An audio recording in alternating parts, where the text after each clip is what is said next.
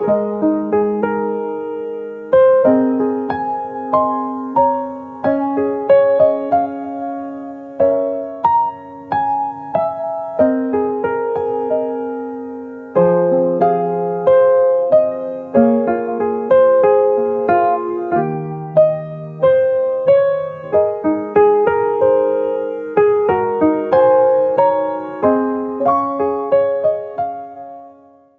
같이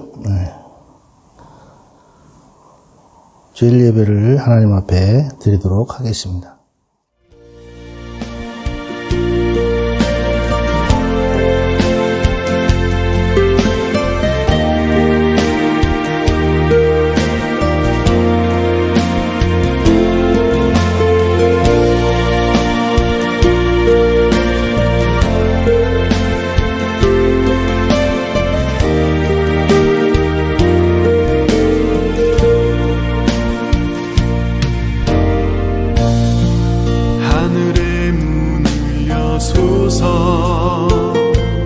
이곳을 주목하소서. 주를 향한 노래가 꺼지지 않으니 하늘을 열고 보소서. 이곳에 임재하소서.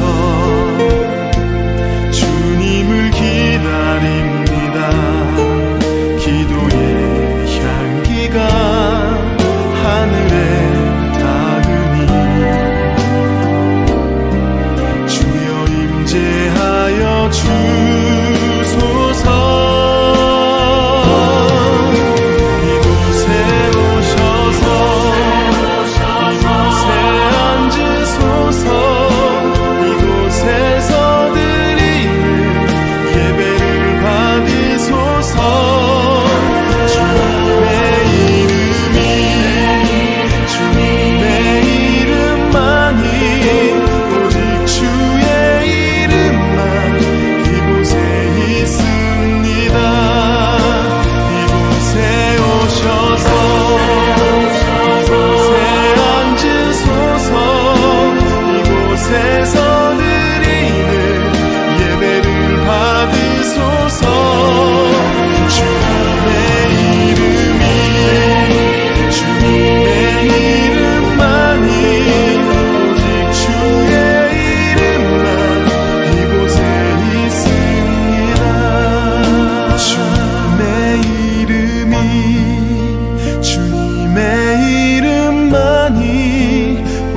주의 이름만 이곳에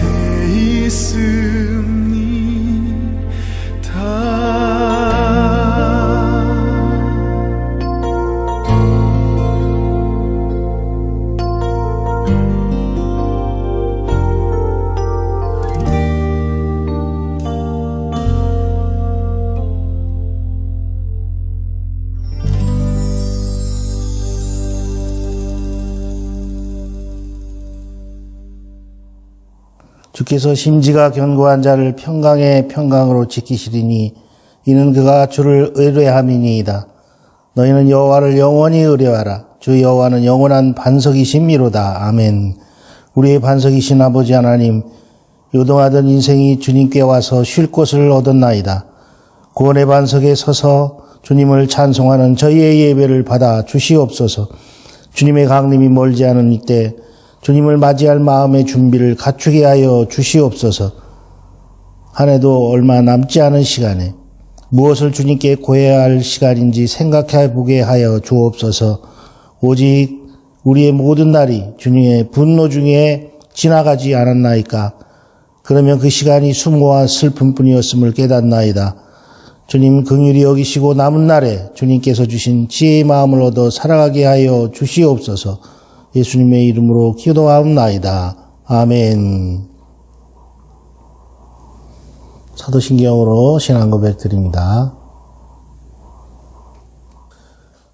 전능하사 천지를 만드신 하나님 아버지를 내가 믿사오며 그 외아들 우리 주 예수 그리스도를 믿사오니 이는 성령으로 잉태하사 동정녀 마리아에게 나시고 본디오 빌라도에게 고난을 받으사 십자가에 못 박혀 죽으시고 장사한 지 사흘 만에 죽은 자 가운데서 살아나시며 하늘에 오르사 전능하신 하나님 우편에 앉아 계시다가 저희로서 산 자와 죽은 자를 심판하러 오시리라. 성령을 믿사오며 거룩한 공예와 성도가 서로 교통하는 것과 죄를 사하여 주시는 것과 몸이 다시 사는 것과 영원히 사는 것을 믿사옵나이다. 아멘.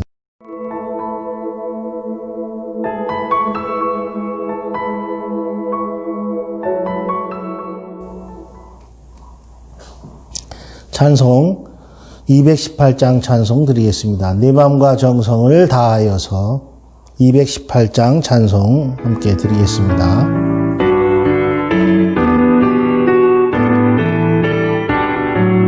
내 맘과 정성을 다하여서 주 너의 하나님을 사랑하라.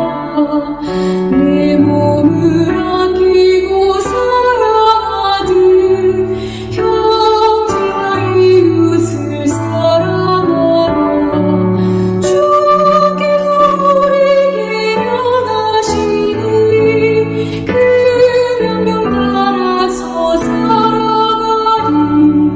널 미워해지는 원수라도 언제나 너그럽게 사랑하라. 널 핍박하는 자 위해서도 신실한 마음으로 복을 빌라. 주께서 우리에게 명하시니 그 명령 따라서 살아가리. 나 항상 주님을 멀리하고 형제를 사랑하지 못하였다. 이러한 죄인을 사랑하사 주께서 몸버려 죽으셨다. 속죄의 큰 사랑 받으니 내 생명 다 바쳐 충성하리. 아멘.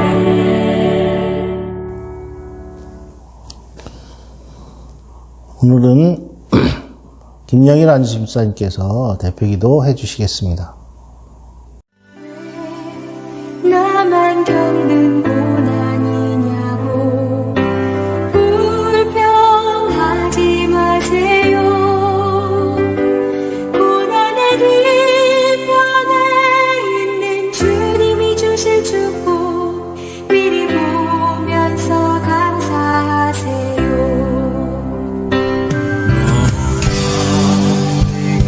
힘든 지금 이 순간에도 주님은 일하고 계시잖아요.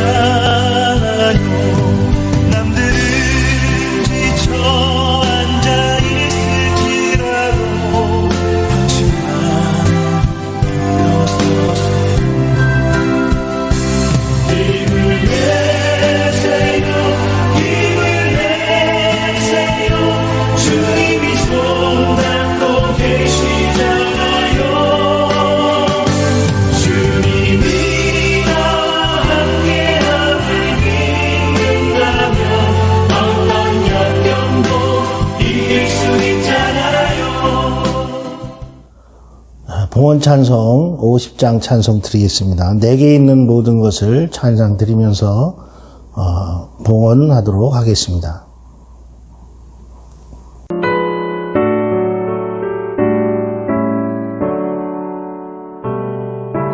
내게 있는 모든 것을 아낌없이 드리네. 사랑하고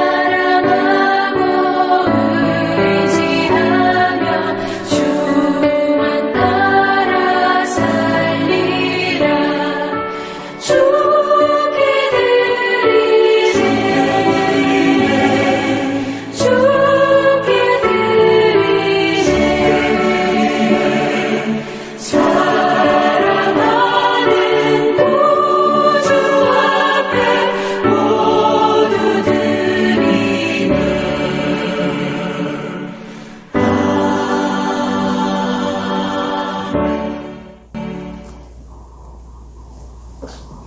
봉헌을 위해 기도하겠습니다. 사랑과 은혜가 풍성하신 아버지 하나님, 오늘도 거룩한 주일을 맞아 우리에게 허락하신 많은 것들을 헤아리며 감사하게 하시고 이 한 주간도 주님의 은혜 아래 살게 하여 주옵소서. 힘들고 어려운 일들이 많았지만 그러나 하나님께서 우리와 늘 함께 하심을 오늘도 깨닫게 하여 주옵소서. 마음과 뜻과 정성을 다해드리는 예배와 예물을 연락하여 주시고 감사의 마음을 담아드리는 예물을 드리는 손길들을 기억하사 영육의 축복을 허락하여 주옵소서. 드려진 예물이 복음을 위해 그리고 주님의 교회를 위해 가치 있게 쓰이게 하여 주옵소서. 적은 것도 크게 받으시는 아버지 하나님, 어려운 시절을 맞아 경제적으로 어려운 중에도 주님을 위해 빈손을 보이지 아니한 하나님의 백성들을 기억하여 주옵소서.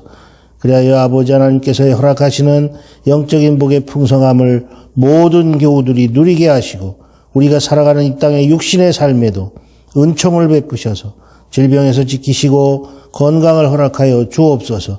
또한 성도들이 손대는 모든 일과 가정과 자녀들의 삶에 경제적인 안정과 평안의 복을 내려 주시옵소서.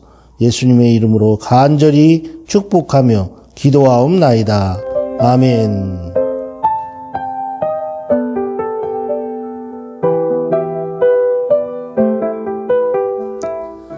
광고는 늘 말씀드린 대로 지금 우리의 상황을 위해서 기도해 주시기 바랍니다. 코로나가 속히 안정되고 교류가 풀리도록, 그리고 모든 성도들이 교제가, 예배가 다 회복되어서 함께 만날 수 있도록, 그리고 담임 목사가 속히 귀국할 수 있도록 기도해 주시기 바랍니다. 그리고 모든 교우들의 또 안녕과 또 경제적인 그런 평안을 위해서, 또한 가정과 자녀들을 위해서 기도해 주시기 바랍니다. 연말연시 범죄에 연루되지 않도록 여러분 특별히 안전에 유의하시기 바랍니다.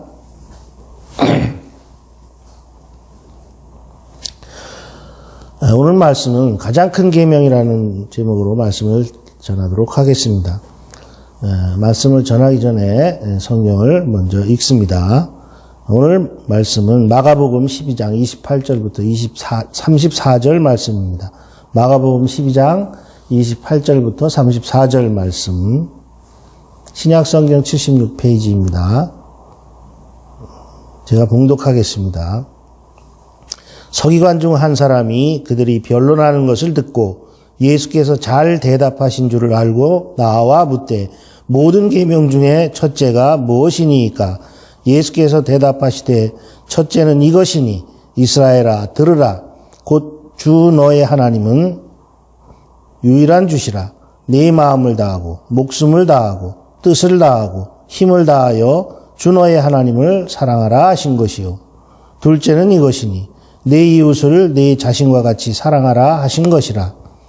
이에서 더 큰 계명이 없느니라. 서기관이 가로되 선생님이여 옳소이다. 하나님은 한 분이시요 그 외에 다른 이가 없다 하신 말씀이 참이니이다. 또 마음을 다하고 지혜를 다하고 힘을 다하여 하나님을 사랑하는 것과 또 이웃을 자기 자신과 같이 사랑하는 것이 전체로 드리는 모든 번제물과 기타 제물보다 나으니이다. 예수께서 그가 지혜 있게 대답함을 보시고 이르시되 네가 하나님 나라에서 멀지 않도다 하시니 그 후에 감히 묻는 자가 없더라. 아멘. 이 본문은 종교 지도자들과의 갈등에 있어서 마태복음에서와는 달리 계속 질문과 답으로 이어지지만 갈등의 긍정적인 측면까지 부각시키고 있는 걸 볼 수 있습니다. 마가는 예수님이 사람들에게 요구하는 것은 단지 바른 대답을 아는 것에 그치지 않고 더욱 크게 헌신하는 것임을 분명히 설명하고 있습니다. 하나님께서 원하시는 것은 마음을 담은 믿음임을 먼저 알고 그러나 아는 것에 그치지 않고 우리 자신을 그분께 복종시키는 것, 아는 것과 복종시키는 것, 이 두 가지는 하나님 나라에 들어가는 두 가지 열쇠입니다. 여러 종교 지도자들이 있었지만 본문의 한 서기관은 적어도 진지한 자세로 예수님께 나와 질문을 던집니다. 모든 계명 중에 첫째가 무엇이니까? 당시 바리새인들은 600가지가 넘는 율법들을 가지고 분류하였으며 어떤 법이 더 중요한 가를 따지는 데에 많은 시간을 허비하고 보내고 있었습니다. 이에 대해 예수님은 쉐마인 신명기 6장 4절의 말씀을 인용하여 대답해 주셨습니다. 쉐마의 사전적인 의미는 너희는 들으라는 뜻입니다. 신명기 6장 4절의 첫 구절이 쉐마로 시작합니다. 히브리어로 쉐마는 너희는 들으라는 뜻입니다. 유대인들은 매일 아침과 저녁으로 이 쉐마를 암송하는 의식을 습관적으로 행했습니다. 매일 아침과 저녁으로. 아주 귀에 못이 박혔고 이 말씀은 그냥 자동적으로 외워지게 되는 말씀이에요. 모든 복음서 기자 중에 마가만이 예수님이 신명기 6장 4절을 인용하신 말씀을 기록하고 있습니다. 여기서 예수님은 그들을 다시 기본으로 돌아가게 하셨습니다. 사랑이라는 단어에 쓰인 헬라어 아가파오는 이 사랑은 전적으로 비이기적인 사랑으로 바로 십자가의 사랑, 자기희생, 셀프 세크리파이스, 그런 자기희생이 있는 죽음도 불사한 사랑입니다. 이타적인 삶이죠. 기독교인의 승리하는 삶은 바로 이타적인 삶으로 완성됩니다. 30절의 뜻은 지성의 중심, 그러니까 아는 만큼 하나님을 사랑하는 거죠. 그렇게 말하고 있고, 목숨은 인간 존재의 독특성과 마음은 욕구와 애정의 중심입니다.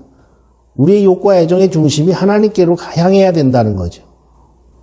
또 힘은 육체적인 능력을 가리키는 말로 간주됩니다. 그래서 힘을 다해서 우리의 모든 육체적인 능력을 다해서 하나님을 섬기라는 거죠. 사랑하라는 거죠. 이 모든 것이 제일 먼저 주님을 향하여 한다는 것을 말하는 것입니다. 이처럼 30절의 말씀은 우리가 하나님을 대하는 방식의 수직적인 관계를 강조하고 있고 31절에서는 수평적인 관계를 강조하는데 우리가 형제인 사람들을 대하는 방식을 말씀하신 겁니다. 십계명과 다른 모든 구약의 계명들은 이 두 율법으로 요약할 수 있습니다.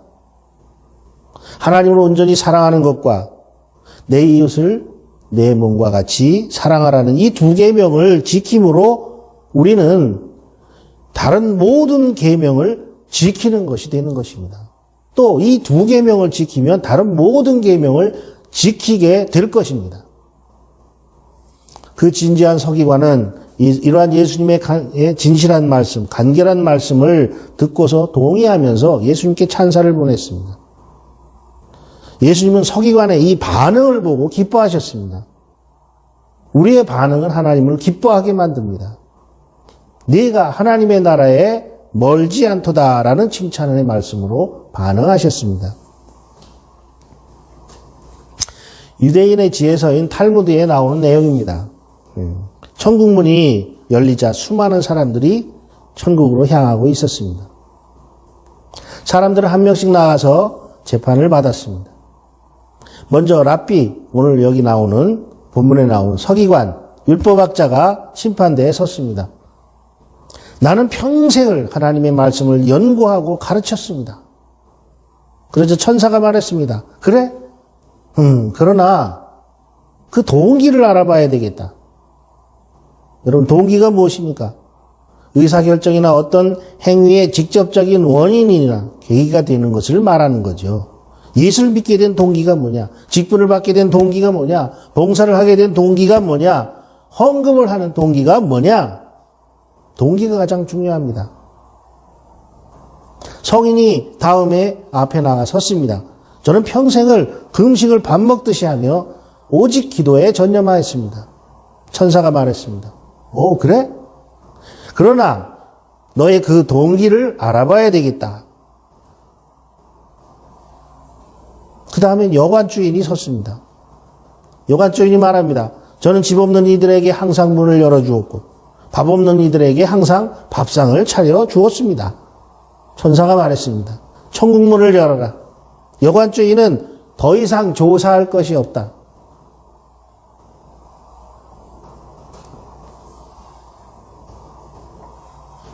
뒤우지요. 지난달 서울의 한 대형교회에 은퇴 목사가 노안으로 별세했습니다. 부고가 나가자 온라인에 칭찬하는 글들이 거의 없고 온통 그가 생전에 저지른 부도덕한 일과 무리를 일으켰던 일들에 대해서 욕하는 걸로 순식간에 도배가 된 것을 보았습니다. 참으로 민망하기 그지없었던 기억입니다. 그날 저녁에 저는 하나님 앞에 엎드려 기도했습니다. 빈손으로 가더라도 제발 주님 뜻대로 살다가 가게 해달라고, 그런 용기를 달라고 그렇게 기도했습니다. 그런데 며칠 전 또 기가 막힌 메시지를 하나 받았습니다. 교단 헌법을 개정하겠다고 공문이 와서 헌법 개정안을 들여다봤더니 여자 권사는 정년이 65세, 안수 집사는 70세, 장로는 75세로 되어 있더군요. 여자들이 7, 8년을 더 삽니다. 그런데도 여자는 65세. 이게 지금 세상에 이런 게 알려지면요, 지탄받을 일 아닙니까?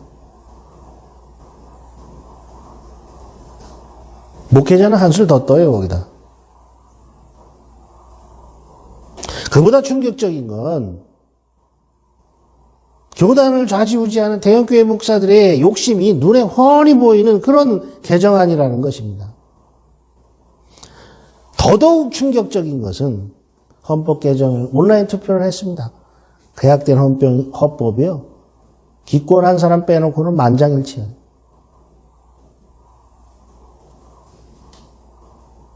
모두 목사들이죠. 동기가 무엇인가?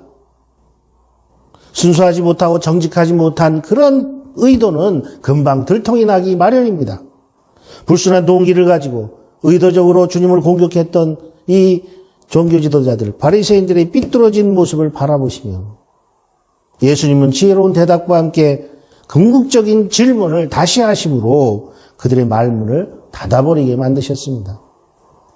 그러나 한편으로는 정직한 마음으로 진리를 찾고자 하는 사람의 질문에 대해서는 그 마음의 중심을 보시고 진리를 가르쳐 주시고 격려하시고 칭찬해 주셨습니다. 그것이 바로 오늘 본문의 내용입니다. 본문의 한 서기관의 모든 계명 중에 첫째가 무엇입니까? 라는 질문으로 시작되는데 이 질문에 대한 궁극적인 대답을 주님께서는 다음과 같이 해주고 계신 것을 볼 수 있습니다. 첫째로 주님께서는 유일하신 주 하나님을 믿고 마음과 목숨과 뜻과 힘을 다하여 주 너의 하나님을 사랑하라고 말씀하셨습니다. 서기관의 질문에 대한 예수님의 첫 번째 대답은 어떤 새로운 말씀이 아니었습니다. 놀라운 말씀도 아니었습니다. 정통 유대인들이라면 12살에 성인식을 하고 그 성인식 하기 전에 모세 오경을 모두 암송해야 합니다. 그 속에 들어있는 것이 신명기 6장 말씀이에요. 아침 저녁으로 매일 외우던 암송하던 그런 쉐마의 말씀. 주님은 성령의 도움이 반드시 있어야만 가능한 아가페적인 사랑이 무엇이냐에 대해서 말씀하신 거예요. 이 사랑은 타인을 위해 자신을 희생하는 사랑입니다. 또한 마음과 목숨과 뜻과 힘을 다하여 하나님을 사랑한다는 것은 하나님을 향한 그 사랑이 우리의 전인격과 삶의 행동적인 존재 가운데 자리 잡고 있어야 한다는 뜻입니다. 다시 말하면 우리의 인격과 삶 전체를 통해서 그것이 나타나고 드러나야 함을 말하는 것입니다. 보이는 믿음, 즉 행동, 액션입니다. 두 번째로 주님께서는 내 이웃을 내 자신과 같이 사랑하라고 말씀하셨습니다.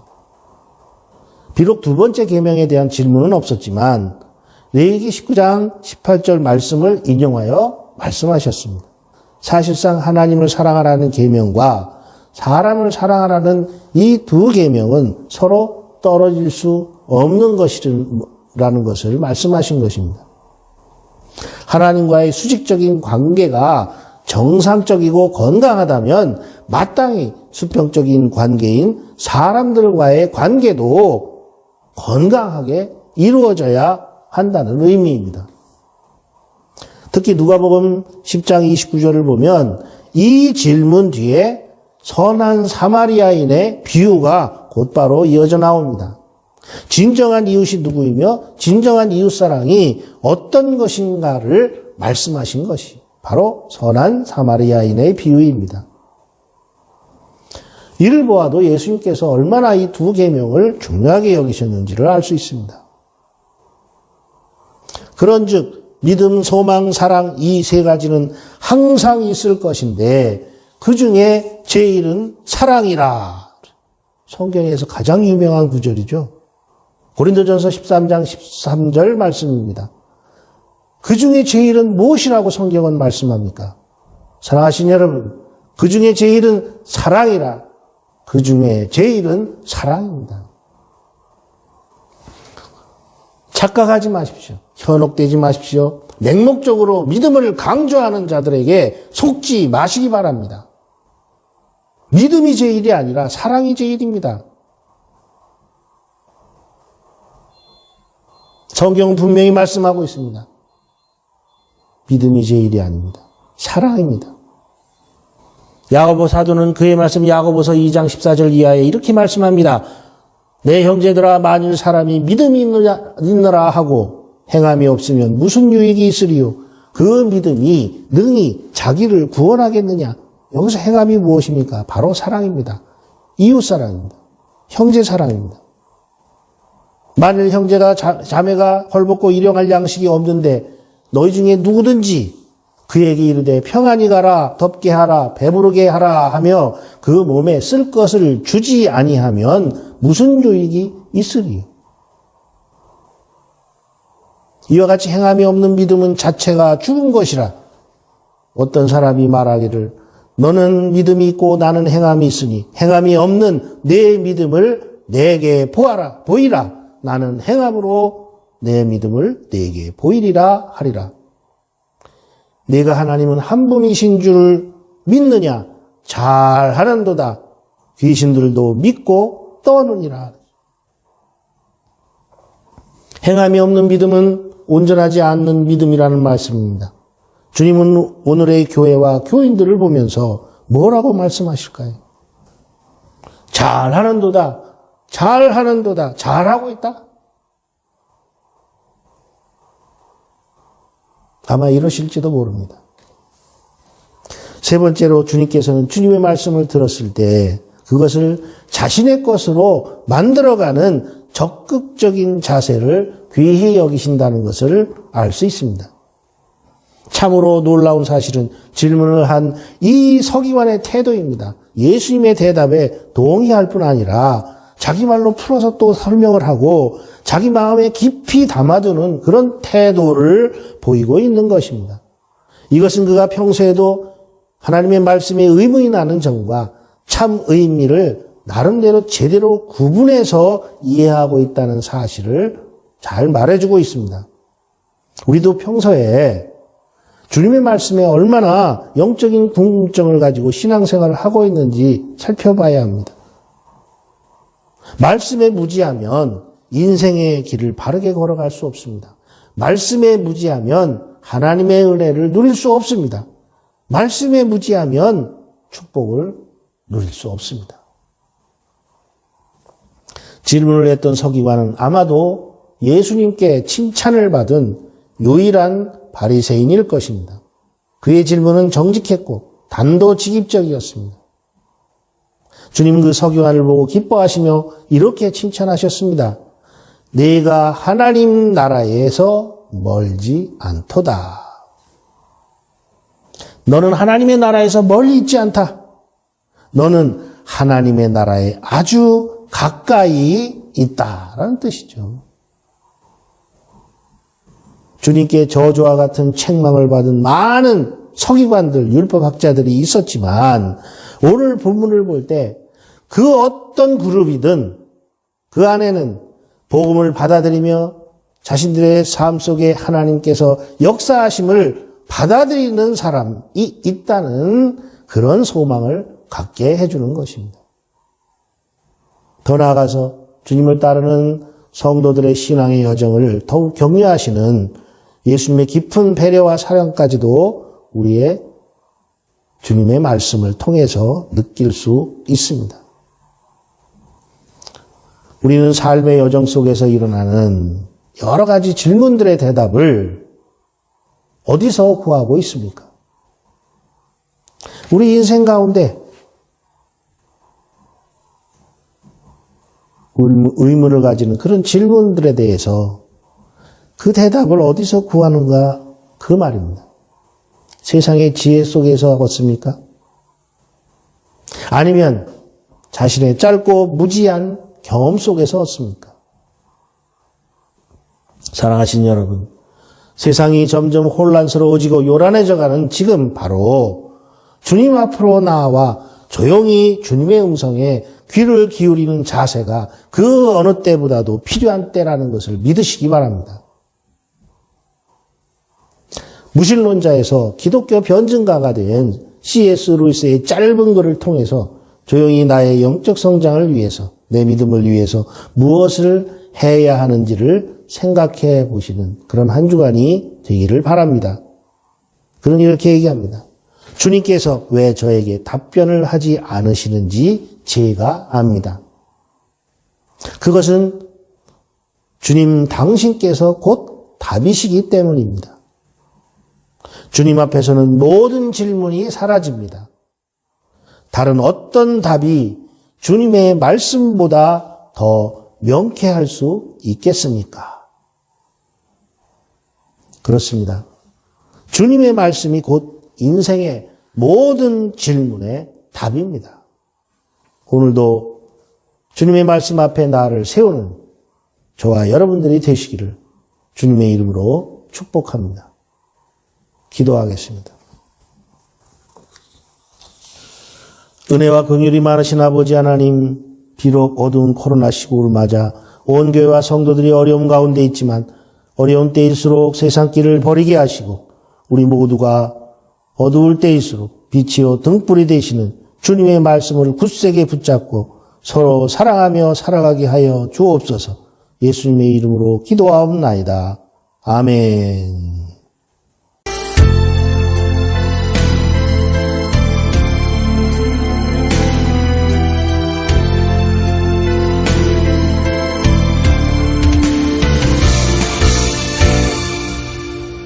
이 땅의 만무함을 보소서. 하늘의 하나님, 긍휼을 베푸시는 주여, 우리의 죄악 용서하소서. 이 땅 고쳐주소서. 이제 우리 모두 하나 되어 이 땅에 무너진 기초를 다시 쌓을 때 우리의 우상들을 태우신 성령의 불 임하소서. 붉게 불길 타오르게 하소서. 진리의 말씀 이 땅 새롭게 하소서. 은혜의 강물 흐르게 하소서. 성령의 바람 이제 불어와. 주의 영광 가득 찬 새날 주소서. 주님 나라 이 땅에